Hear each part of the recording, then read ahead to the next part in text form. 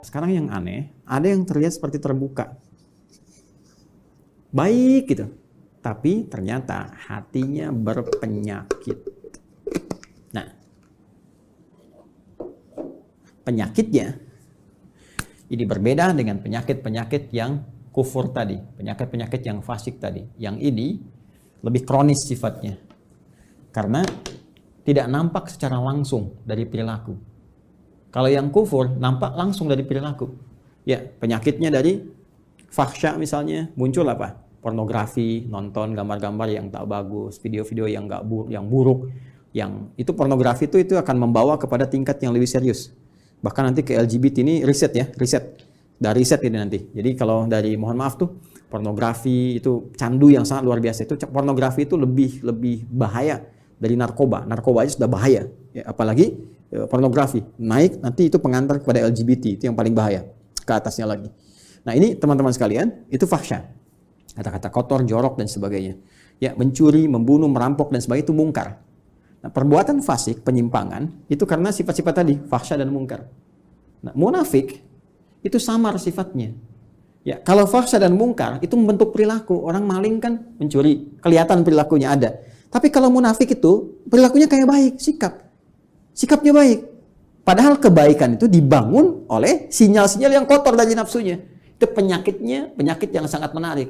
Berbeda dengan penyakit-penyakit biasa. Apa di dalamnya? Seperti riya misalnya. Hasad misalnya. Ya, hiqd misalnya. Dengki, dendam, riya, sum'ah, dan sebagainya. Ini penyakit-penyakit seperti ini. Berbeda dengan penyakit yang ini. Nah, riya, ingin kelihatan pamer, ya, ingin kelihatan dermawan. Dermawannya bagus tuh, dermawan bagus, ya, bagus dermawannya. Cuma ingin kelihatan dermawan, jadi nggak bagus. Jujur bagus, ingin nampak seperti orang jujur, jadi nggak bagus. Sabar bagus, ya, tapi ingin kelihatan oleh orang seperti orang sabar, itu nggak bagus, ya kan? Ya, bersikap baik pada orang karena hartanya itu bagus, karena jabatannya bagus, hormat pada mereka. Tapi kehormatan yang diisi oleh perasaan iri hati itu nggak bagus. Hormat, ya maaf, ya di wajahnya ada senyuman, masya Allah Pak, Bapak itu luar biasa, bisa punya jabatan seperti sekarang. Cuma di hatinya, mudah-mudahan Bapak besok kehilangan jabatan. Itu hasad, keinginan meruntuhkan kenikmatan diperoleh oleh orang lain. Itu hiqd. Tuh, ini bahaya. Itu yang disebut dengan sifat-sifat ini melahirkan sifat nifak yang membentuk munafik. Tipikal golongan ketiga. Jadi orang munafik itu sama-sama yang ingin saya sampaikan punya penyakit di hatinya. Punya penyakit di kolbunya. Ya, penyakit yang melahirkan dampak kepada fisik disebut daun. Penyakit yang melahirkan dampak kepada jiwa, sumbernya dari kolbun disebut maradun.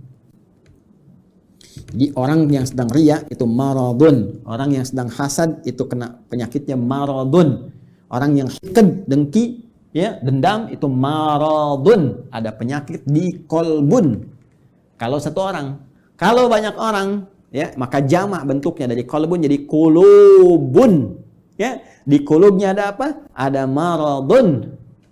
Karena itu kalau ditanya kemudian, kenapa orang munafik itu bermasalah imannya? Kenapa dia menipu dirinya sendiri? Di ayat 9, ya kan? Kenapa dia mencoba menipu Allah dan orang beriman? Padahal tanpa sadar dia menipu dirinya sendiri. Karena di kolbunya ada maradun. Karena di kulub mereka kalau banyak. Karena munafik menular. Kalau banyak orangnya di kulubun. Ya, di kulub hati-hati mereka itu ada penyakit maradun.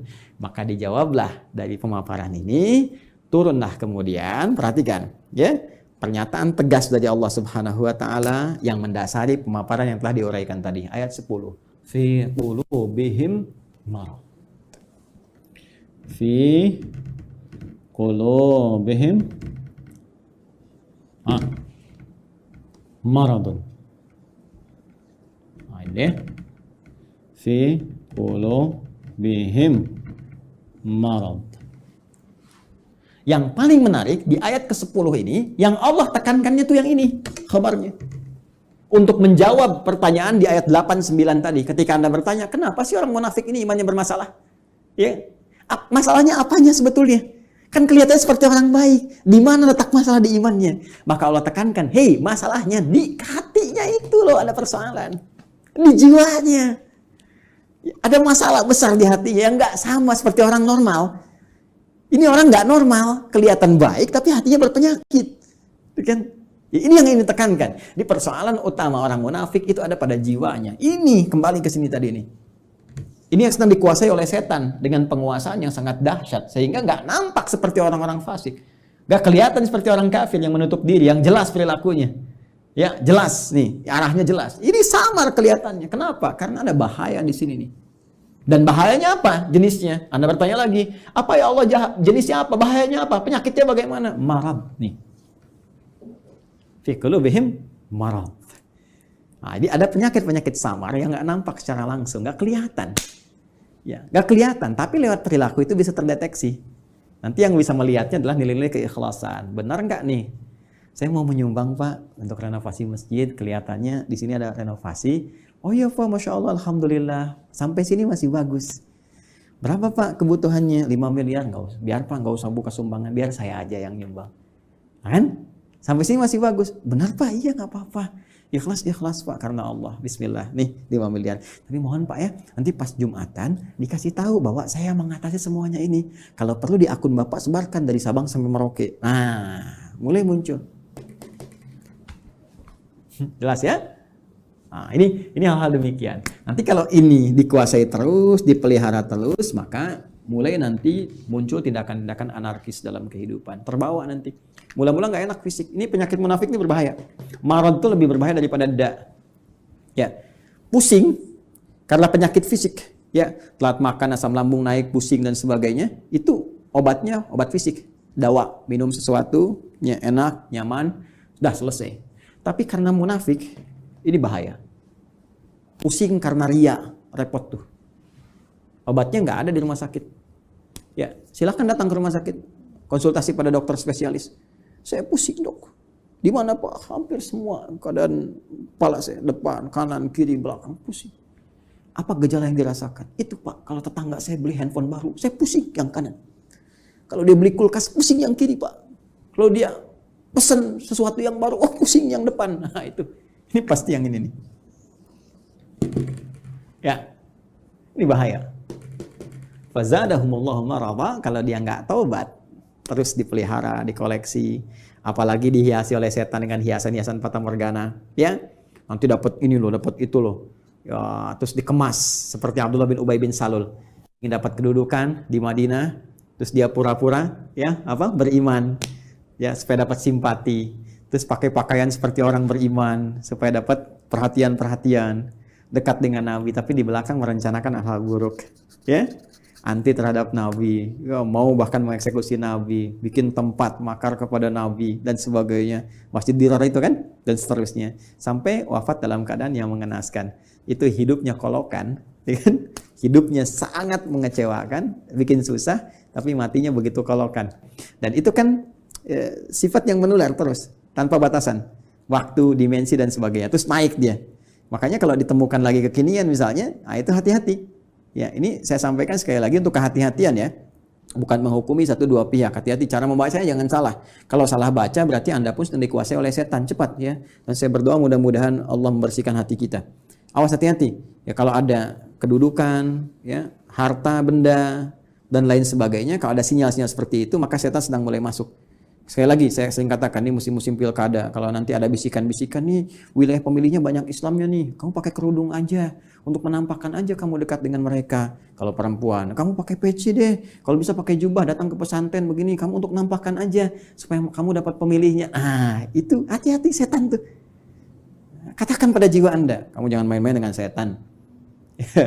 Bilang aja, kamu set, jangan main-main, kamu ingin men-set saya. Jangan main-main dengan setan, gitu kan? Kalau saya mau muslim, saya jadi muslim yang sesungguhnya. Saya pakai peci beneran. Bahkan ini menjadi momentum saya untuk bertobat kepada Allah. Kalau saya dipilih, saya akan jadi pemimpin yang benar. Ya, saya akan dipilih pejabat yang benar. Jadi muslim yang benar. Nah itu. Ya. Pun demikian, hati-hati kalau sedang bermasalah, Ya, nggak pernah bersentuhan dengan jilbab, nggak pernah bersentuhan dengan peci, dengan tasbih, tiba-tiba tertangkap di persidangan, bawa tasbih, bawa peci, bawa ini. Kalau motivasinya bagus, jalan untuk bertobat, baik. Tapi kalau dorongannya, udah untuk menarik perhatian hakim, juri, supaya ada kasihan, unsur kesolehan, pakai aja ini. Itu pun dikuasai oleh ini, kalau tidak ada perubahan yang berarti. Ya, ingat saya menyampaikan, ya sebagai gambaran objektif, karena dari dulu ada seperti ini. Kalau muncul lagi sekarang, berarti kita bisa hindari. Ingat ya, kita tidak menghukumi satu atau dua pihak, tapi pelajaran kita bersikap objektif untuk melihat dan mengoreksi diri. Kalau ingin berubah, alhamdulillah. Kalau tidak, itu pilihan, tidak pernah ada paksaan. Ya, ini cara membacanya.